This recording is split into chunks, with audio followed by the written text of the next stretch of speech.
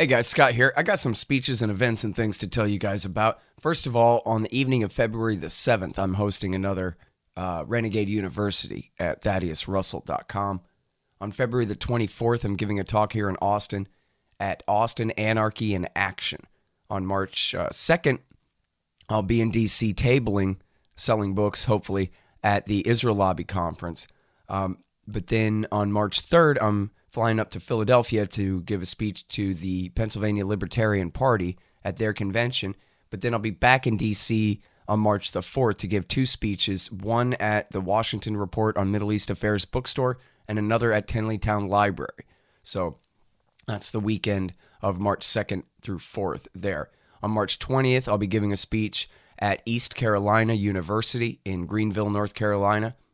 On March 24th, I'll be speaking at the New Jersey Libertarian Party Convention in New Brunswick, New Jersey. On April 28th, I'll be up in Fort Worth giving a talk to the local Libertarian Party group there. And in the first week of May, I'm not exactly sure, it's I think the 3rd through the 6th, one of those days, I will be in San Diego giving a speech for Libertopia. Then on June 21st, the Michigan Midwest Peace and Liberty Fest is going on. I'll be giving a talk there. And October the 6th, planning a little bit ahead now, on October the 6th, I'll be giving a talk at Liberty Fest, again in New York City. Sorry I'm late. I had to stop by the Wax Museum again and give the finger to FDR. We know Al-Qaeda, Zawahiri, is supporting the opposition in Syria. Are we supporting Al-Qaeda in Syria? Well, it's a proud day for America. And by God, we've kicked Vietnam syndrome once and for all. Thank you very, very much. I say it again, you've been had. You've been took. You've been hoodwinked. These witnesses are trying to simply deny things that just about everybody else accepts as fact. We came, we saw, we died. Well, we ain't killing their army, but we killing them. We be on CNN like, say our name, bitch, say it 3 times. The meeting of the largest armies in the history of the world. Then there's going to be an invasion. All right, you guys, on the line, I've got Daniel McAdams. For many years, he was Ron Paul's foreign policy advisor in his congressional office. And, boy, you can tell the fruits of that. Thank God. And now he's Ron Paul's partner over there and runs the Ron Paul Institute for Peace and Prosperity. Welcome back to the show. How you doing, Dan? Hey, Scott. It's great to be back with you. You know what? It's great to have you on the show. And it's just so great. You guys do the Liberty Report. Was it 4 days a week there? I do it with him 4 days a week. And then on Friday, Chris Rossini joins him, and they do more of an economics-oriented show for Fridays. Oh, right on. So, listen, here's the thing about that. I love that show, and you guys do such a great job. And, you know, you always have done your homework better than me, even, and Ron, too, and, of course, all the principal and everything. But you know what I really like about it is just how much you guys hate the wars. It's so important to me that, and I hope other people pick up on this. That's where the thrill comes from for me. It's a vicarious thing that people see, oh, that old gold bug, Ron Paul, that old right-wing conservative old gold bug. And then you look at him and all he cares about is the wars. That's all he cares about. And you guys do such a great job on, covering foreign policy on that show every single day. It's just great. So thanks for that. Well, thanks, Scott. Yeah, I mean, I think if anything, I think, Ron has become more radical on the war issue. I mean, I think he's always, of course, always been there completely. But I think the more he sees, the more he realizes, how central it is. And that, of course, doesn't negate the issue of the Fed's role, because the Fed's role is in helping facilitate these wars. But I think he's really honed in on it a lot more. Right. Well, and one of the things about that is, and I know this because I've interviewed him 30-something times, and that is he really knows what he's talking about on every one of these subjects, far better than any of these warmongers. Far better than most of us. He really is so good at this. So how could he not be outraged? I mean, when you really understand what's going on here, it's pretty outrageous. So I guess that's our segue into Syria. which ally are we at war with that you want to talk about first here, Dan? I tell you what, this is some of the most fascinating, and not in a good way, some of the most fascinating things that I've seen. You know, it's right now. I mean, it's on pins and needles. I mean, you have the the deputy prime minister of Turkey saying, "Hey, if the Americans are over in the east when we finish with Afrin and Manbij, if their proxies or the Americans are there, we're going to hit them." You know, and this is pretty serious stuff. You know, the Turkey is it's always been a little bit bombastic under Erdogan, but they look explicitly like they are loaded for bear. Well, now here's the funny thing about that, right? Is okay, it makes perfect sense. They're at war against the Kurds that we're supporting, and we got our guys embedded there. Except here's the rub, though: they're our NATO allies, and you know we got the most powerful military in the world, and they couldn't possibly mean that, could they? But then I think, oh, maybe they could. Well, you know, we're taking off, and you know, the irony, of course, we talked about on the show a few times. You know, U.S. jets are taking off from Incirlik supporting the Kurds. Turkish planes are taking off from Incirlik bombing the Kurds. So, you know, if they pulled the plug on Incirlik, it would not necessarily knock us out of Syria, but it would probably break one of our legs, I would guess, at the very least. Are these guys all drinking together and laughing their asses off at night? What is going on here? You know, this is another example of the Trump administration, you know, absolute tin ear. He surrounds himself with generals. His generals, all three of them have been obsessed with the Middle East, obsessed with getting rid of Iran, obsessed with attacking Iran.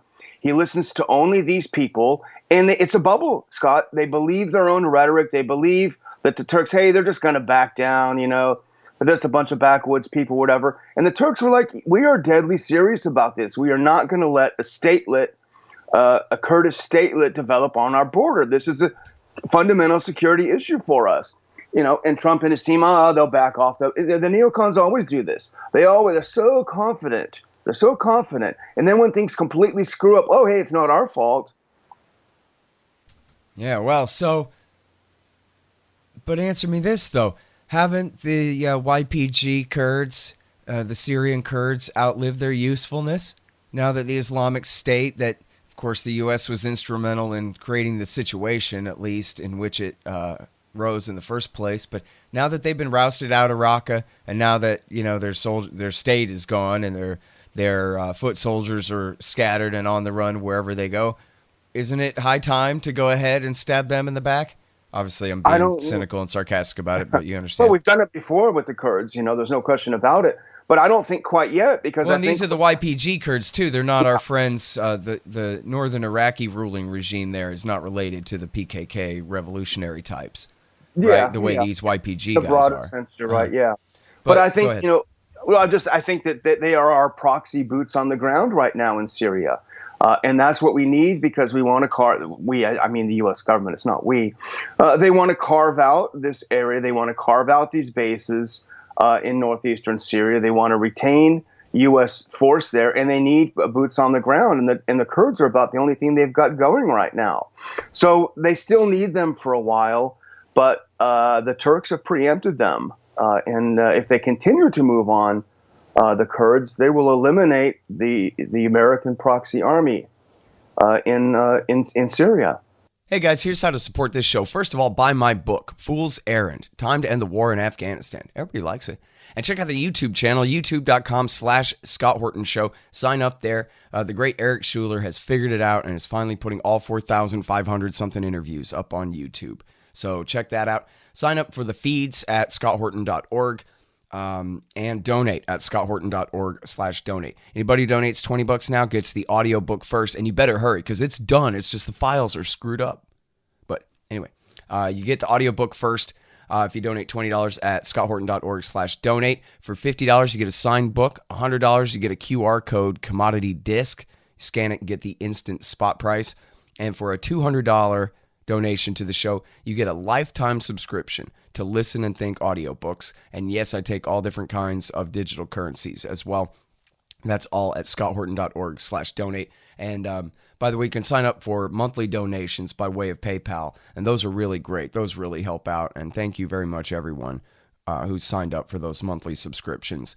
Also, patreon.com/Scott Horton Show. If you want to incentivize me to do more interviews, you can donate per interview at patreon.com/Scott Horton Show. Anybody who signs up for $1 more per interview there gets 2 free audiobooks from Listen and Think. You can find out all about that stuff at scotthorton.org/donate. And there's an Amazon link. If you want to shop Amazon by way of my link, give me a good review on iTunes or Stitcher or Amazon.com if you've read the book and liked it. And then, of course, always share the show on social media. Tell your friends. You can invite me to give speeches, too. I'm at scott@scotthorton.org. And now, did I read it right that there's 10,000 FSA fighters that are now just under the control of the Turkish army troops? That's the number that I saw, too, 10,000 strong force. But you know what's really interesting, and I was reading a piece today, you may have seen it. That sounds inflated. I mean, were there ever 10,000 FSA guys that weren't just al-Nusra? Well, yeah, okay, well, in a broader sense, FSA guys. But I'm reading a piece now that talks from this group of FSA that had been trained by the U.S., saying that, hey, we're going to go in and we're not only going to attack the Kurds, we're going to attack the Americans. So talk about a storm of feces that we've unearthed or unleashed there simply because Donald Trump didn't follow his own promises of, hey, we're going to get out of the business of occupying and overthrowing and nation building. You know, if he'd only followed what he said in the beginning, if he'd only hired people to do what he said he would do, we wouldn't be. And we haven't seen the worst of it. This is going to get a lot worse. And I predict that the U.S. will come limping home at some point. It's just sooner or later. That's the only question. Yeah, well, I mean, yeah, I wonder about that. Madison, McMaster, they've decided, I guess, so far they're getting their way on this, that they really want to carve out this piece of Kurdistan and have permanent bases there. But they don't want to try to rule any of the population of eastern Syria there. They just want to stay on their base for what? To attack the Syrian regime at some point? Or to attack Iraqi or Iranians who drive across the now redrawn border into eastern Syria? Or what is their point? I think it's all about Iran. And I'm sure you saw Stephen Kinzer's great piece. It was on antiwar.com today. Yeah. And he made the great point that, you know, this whole thing being about protecting Israel from Syria. Well, Syria hasn't attacked Israel in, I think Stephen wrote, 40 years. And by the way, Israel's more than capable of defending itself against Iran hasn't attacked in 40 years. And the Israelis are certainly more than capable of dealing with any kind of Iran. They've got the most sophisticated military anywhere in the region. Yeah. Well, and on that point, just look at the map. They'd have to go across all of Iraq and Jordan to get there, and they have no land army to do so.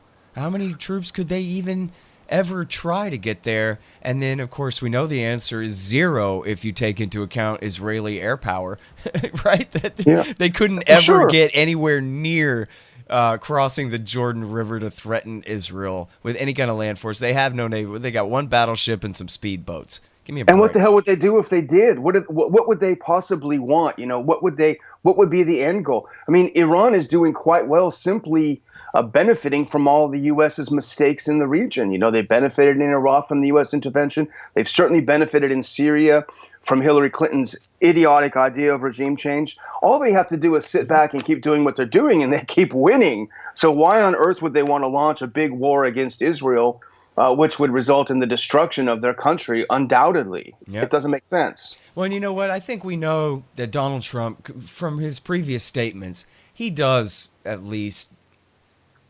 Maybe he used to. They may have confused him since then.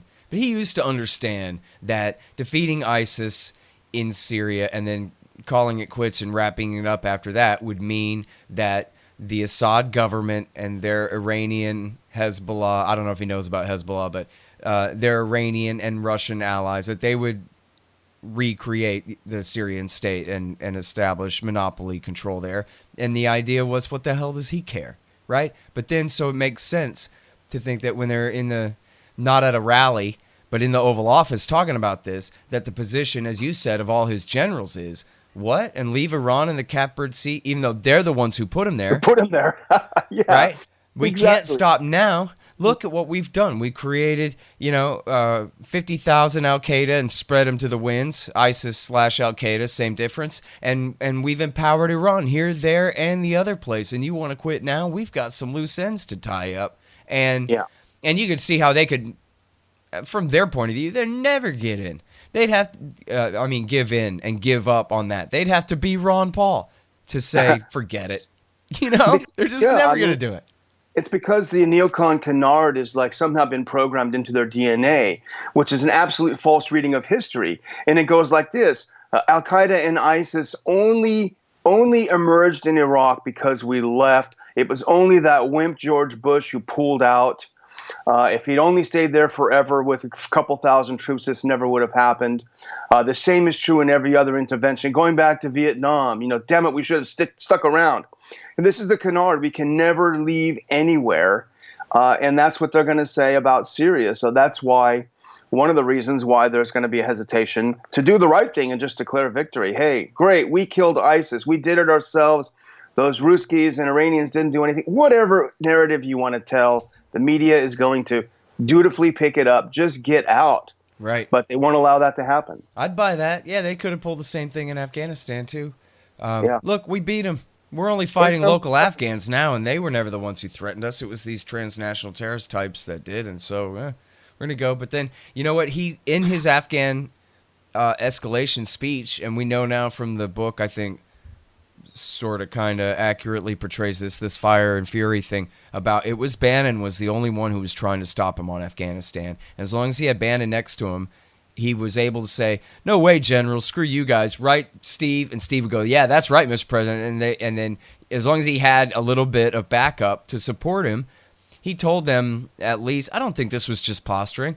The story at least seemed to be in bits and pieces as it came out of the first half of last year was that he did not want to stay in Afghanistan, or at least only to the most limited degree, and he hated what McMaster was bringing him on all this stuff, and they finally isolated Bannon and got rid of Bannon.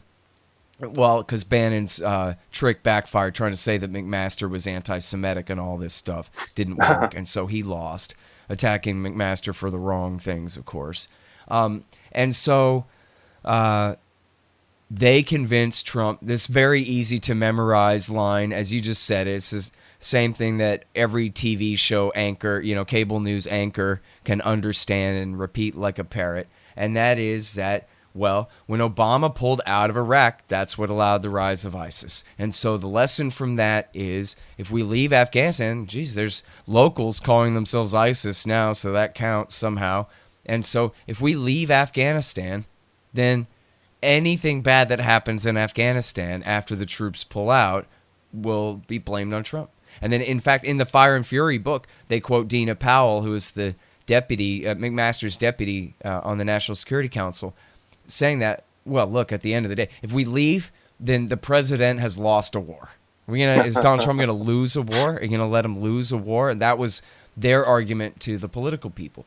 Oh, and it says in there, too, that just as I said in the book is what he should do, is he talked about it like this. That's what it says in the book, that he said, this is all Bush and Obama's fault. This is Bush and Obama's war. Why is it my war? It's the Bush-Obama war. And that's exactly what I said he could do. It was say, look, it's stupid Bush and, evil enemy Obama, whoever he is, secret Muslim Kenyan Obama. They're the ones who built this stupid government in Kabul that can't stand on its own. So why is that my problem? And they're the ones who picked a fight with the local Pashtun tribesmen, who are not really the enemies of the American people. So I'm not losing a war. Bush and Obama lost the war. I got here. I'm just the one who's pulling the troops out and calling it quits on their stupid thing. He could have completely spun it and made it their fault, not his. And so and completely canceled out that Dina Powell rationale that, this would be Trump losing a war. How can Nixon lose LBJ's war? It's LBJ's war. He already lost the damn thing. That's all he had to do. Not that that's what Nixon did, but you understand what I mean. Yeah, absolutely. I mean, there's certainly a counter narrative that could easily have been constructed. But can you imagine someone like Trump, who, I don't know him, but my guess is he doesn't love to sit around and deal with details. He's maybe a big picture type. He has people around him like this. 99.9% of Americans, myself included, had never heard of Dina Powell before. But it's people like this at the second and third tier that have so much power, so much ability to shift things, and they're completely out of sight and out of mind.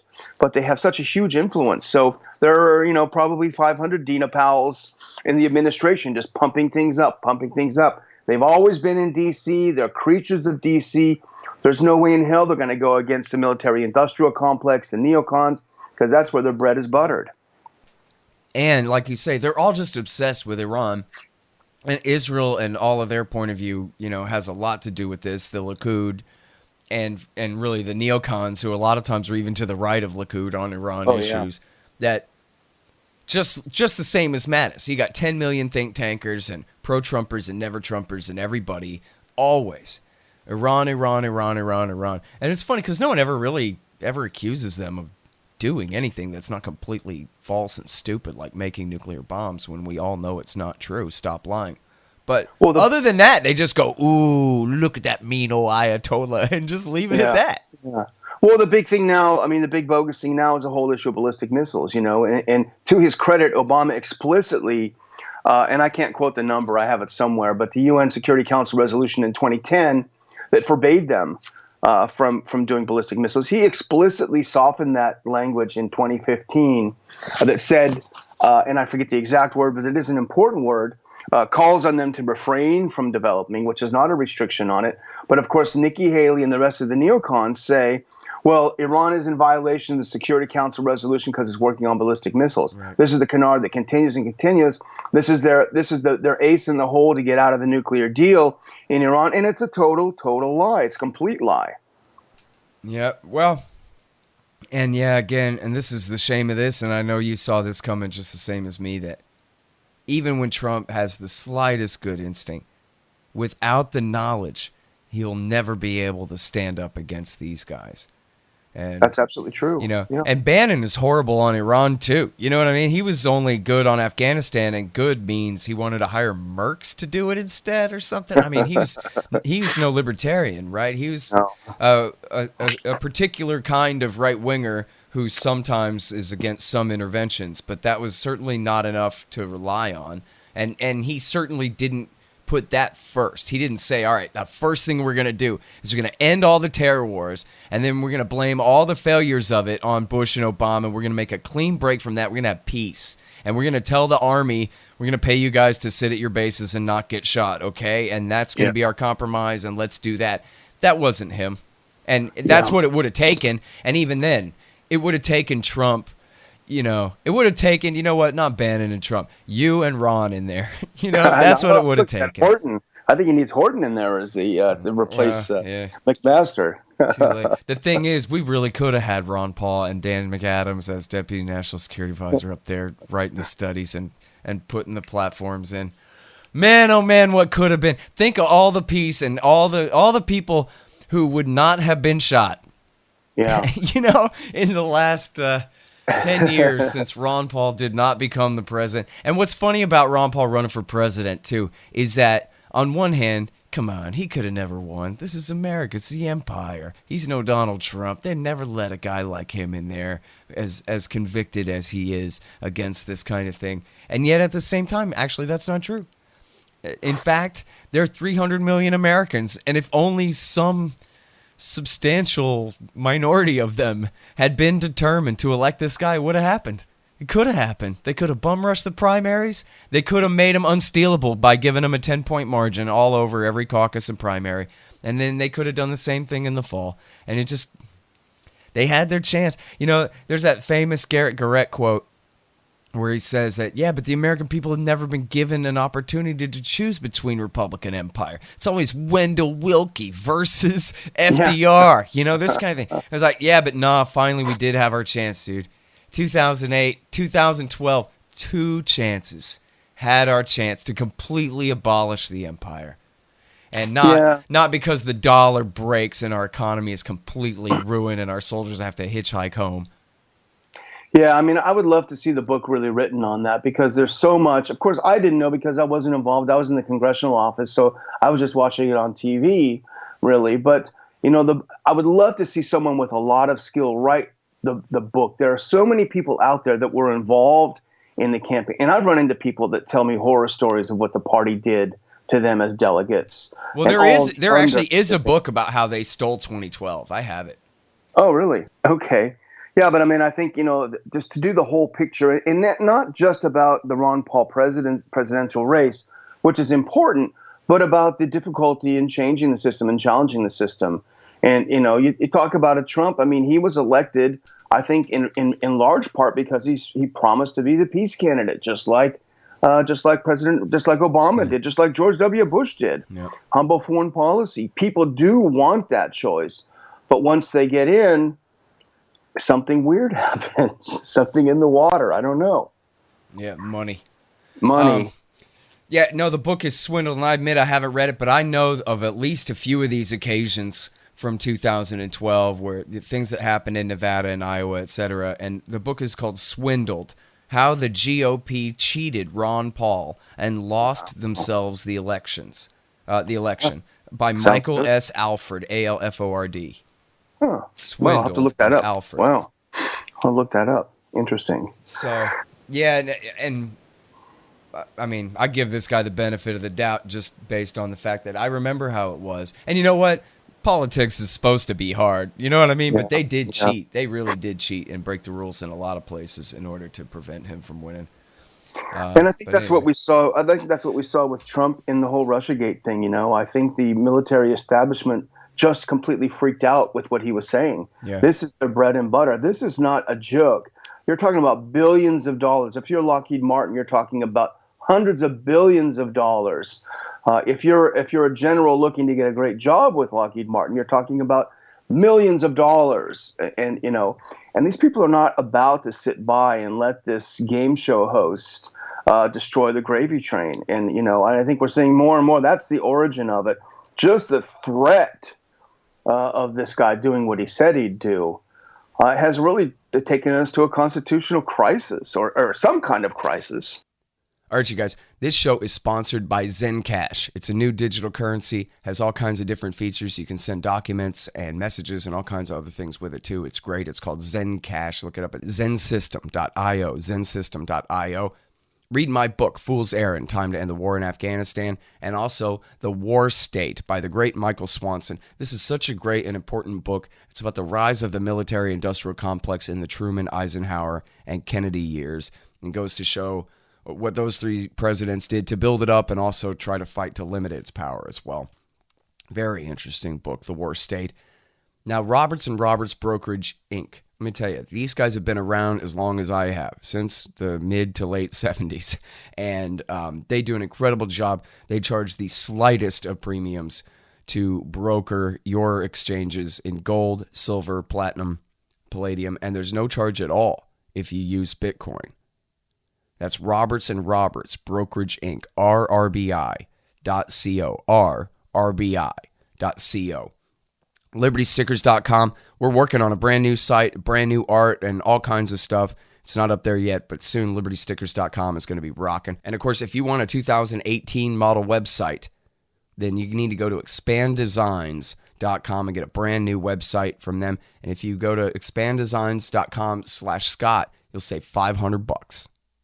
Well, and that's the thing of it, too, because he really, and they should have known this. It's funny to me that, there are, for every David Frum, there was a libertarian-leaning type, some at my own, one at my own organization over there at AmWar.com, who just fell for this stuff, that this was really going to happen. And yet, as I was just talking about with Andrew Bacevich, out of all of the power factions in New York and D.C., etc., there was only one that backed this guy and said, okay, no, he's all right, it'll be all right. And that was the Army and the Marine Corps.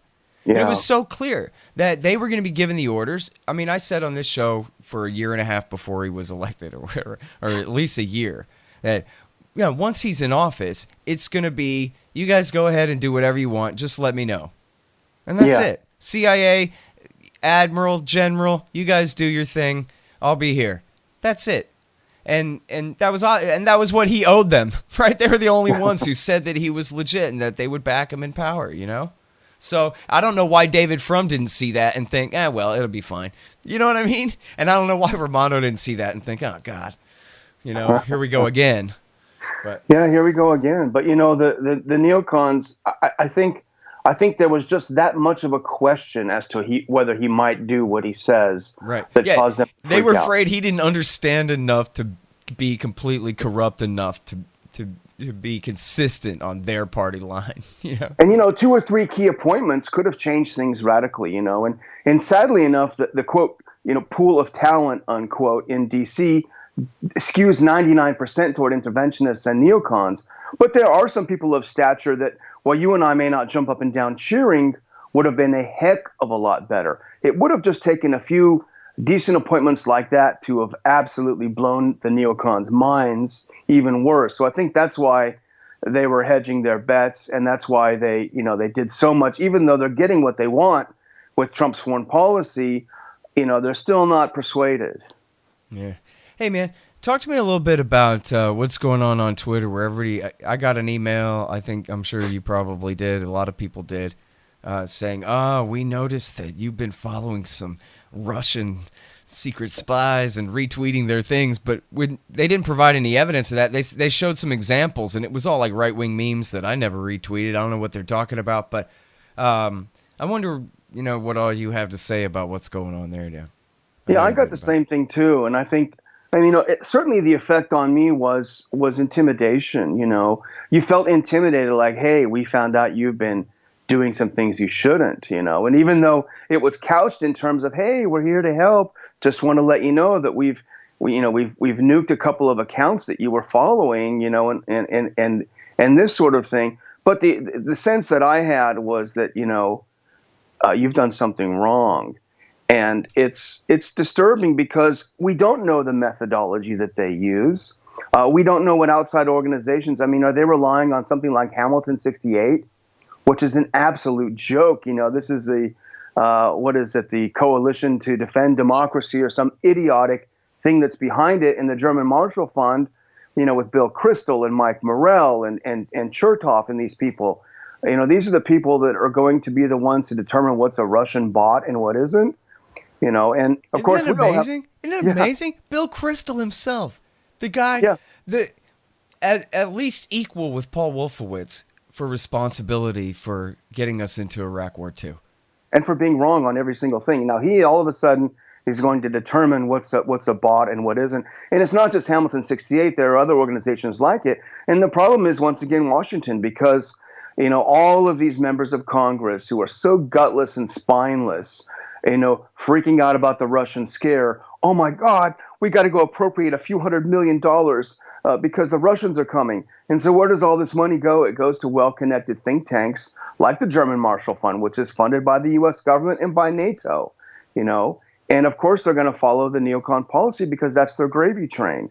So it's an endless loop. Our money goes to organizations like that to propagandize us and terrify us into giving them more money, and on and on and on it goes. And we've already seen how they are. That Alliance for Securing Democracy at one point said that antiwar.com was Russian propaganda. Give me a break. And you can look up Eric Garrison, Justin Raimondo, and myself, and I don't know about Jason, but at least the three of us, we all have our own Wikipedia entries. It's not like it's a mystery who we are, where we come from, and what we hate, and why we do what we do here.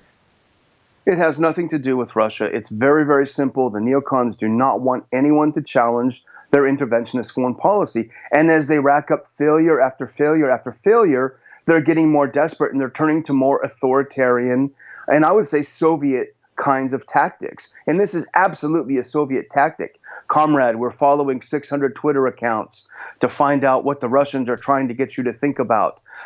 This sort of thing. It really is a sign of desperation, but it's also a very chilling authoritarian sign too. Yeah. Because these social media companies, you say, oh, it's a free market and private. No, it's not. Because as soon as Capitol Hill calls, they come running, like a dog whistle. Oh, what can we do? What can we do? Oh, members of Congress, how can we placate you? What accounts should we get rid of? How can we prevent people from reading fake news? How can we prevent them from listening to Scott Horton? It's destroying their minds. So they're in bed with government. They really are. Mm-hmm. Well, and the thing is, too, I mean, for me, I don't care. I got that email and I thought, oh, that's kind of funny. You know, I'll put that on Twitter and say, hey, look, everybody, you know, tell me another one about the giant Russian conspiracy to get me, you know. I kind of have fun with this whole Russia story. It's such nonsense. It really bothers me that all the biggest conspiracy theories are wrong. You know, I like conspiracy theories, but I want some good ones for a change. Yeah. This is ridiculous. But Scott, I just want to say, though, it does cast a shadow on us, though, because... Yeah, no, because the message is, you know what, we know who you follow and who you retweet and whatever, and not just it's in our data bank, but we're checking it on you, you know, and as you say, it is almost a quasi-governmental organization in that sense, and hell, I mean, for that matter, as the Snowden documents prove what we already knew since the 90s, which is that what we've all known since James Bamford wrote back in the 80s, Puzzle Palace, is that the entire telecommunications infrastructure of Earth is nationalized by the U.S. government. Every packet goes through Fort Meade. We all know that. So the whole thing is their property. The whole thing is really taking place. But they're just kind of reminding you that, like, yeah, no, we're specifically watching who and what you're retweeting, what you're looking at. We can go back and check on you. You know? Because the goal is not necessarily to use force on you. And this was, you know, certainly toward you know, mid to late stage communism, and certainly still true in Cuba, in places like that to a degree. The idea is not to have a cop on every corner. The idea is for you to exercise self-censorship, and that's the triumph.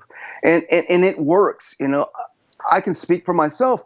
I do think twice before I say anything that's not, you know, negative about Russia. In fact, I don't talk about Russia. I talk about U.S. policy. But you do feel intimidated. You do feel you need to self-censor because you don't want to feed this completely bogus accusation that if you're not on board with, you know, with the neocons, you're somehow in the pay of Putin. See, I'm the other way, man. You know, I used to do RT a little bit because, you know, I don't know, let me be on TV. And then I thought, you know, and I always understood this about RT. They have their own agenda, making America's policy look bad. But my thing is, what a coincidence. I hate America's policy too, and so it's fine. What do I care? But then on the other hand, you know, I don't like being useful to anyone else, especially any other government, or any government, this, that, or any government. So I quit doing RT. Last time I did it was, I don't know, 2012 or something like that, I guess. There's a few YouTubes up there. But then now that I've been labeled a Russian agent and all of this crap by, you know, Bill Kristol's group, you know, go ahead and call me back, RT. I'll do your shows now. I kind of quit answering the phone on them and whatever. I guess they gave up on me, but I'd go back on there now because screw that. I will not be pushed around in that way. You know, I've known since the 90s that the internet is one big wiretap of us all, and we participate in it. But the game is, as you play the game very well, Dan, is using their own instrument back against them and using it as a form of mass communication to get around the way that they would have it. Which is not exactly what their plan for the internet was at the outset, but that's what the people have turned it into. We're trying to, but it is what it is. You know what I mean? Yeah. The whole thing is one big goddamn wiretap. Yeah. I mean, I've always followed Ron Paul's view on this, you know. He doesn't choose the media that he goes on within reason. You know, he doesn't change his message. So anyone that will allow him to amplify his message, again, within reason. He's not going to go on some crazed white power thing, of course, but anyone within reason who allow him to put out his message, he's happy to get it. He doesn't agree with Alex Jones on everything, but he'll go on Alex Jones' show and he'll talk about non-interventionism and how we shouldn't have war with North Korea. And certainly when he's on the mainstream media, they don't agree with him on anything. For the most part, but he's able to do that. And that's how I feel about RT. I love going on there and talking about libertarian ideas, about the fact that the U.S. government shouldn't be having a partnership with Russia to fight terrorism because we should just get the hell out of the region. And that's not what they want to hear. And I've even told them, look, if I come on, I'm going to say something that goes against what you want to hear. And they say, that's fine. That doesn't bother us. That's certainly better than any mainstream station that I've been on where I have to sit for a half an hour and answer 1,000 questions. And then them saying, well, you're not really right for this segment, you know. So I'll take it. If I can talk about non-interventionism, I will take any opportunity to do it. Yeah. Well, and listen, the fact of the matter is RT is filling a big void in the market there, where, as you say, CNN won't have you. The only time I ever got anything close to that was Judge Napolitano, who was a rogue. You know, he had a very special situation over there where he had a show at Fox Business Channel for a little while there, and even then, he was a little too anti for them, and they eventually got rid of him. I don't know exactly what was the final straw, but it was a great show. It was legendary. Yeah. But that was, certainly the exception that proves the rule, which is more like what you say, half an hour interview, and then, we're going to go ahead and go with from again. Exactly. Thanks for playing. Yeah. Thanks for coming down and wasting your afternoon. All right, Dan, well, I guess I'll let you go, man. Thanks very much for coming back on the show and talking about the wars and the war at home, too. Thank you for having me, Scott. It's always great talking to you. Really appreciate it. Everybody, that is the great Dan McAdams. He's at ronpaulinstitute.org. ronpaulinstitute.org. He runs it. It's the Ron Paul Institute for Peace and Prosperity. And also check out ronpaullibertyreport.com and their channel on YouTube for Dan's show with Ron there and Chris Rossini's too, as he said. Show there with Ron Paul, the ronpaullibertyreport.com. And I'm Scott Horton. You know me, scotthorton.org for the show, foolserrand.us for my book, Fool's Errand, Time to End the War in Afghanistan, antiwar.com, and libertarianinstitute.org for things I want you to read. And follow me on Twitter at Scott Horton Show. Thanks, guys.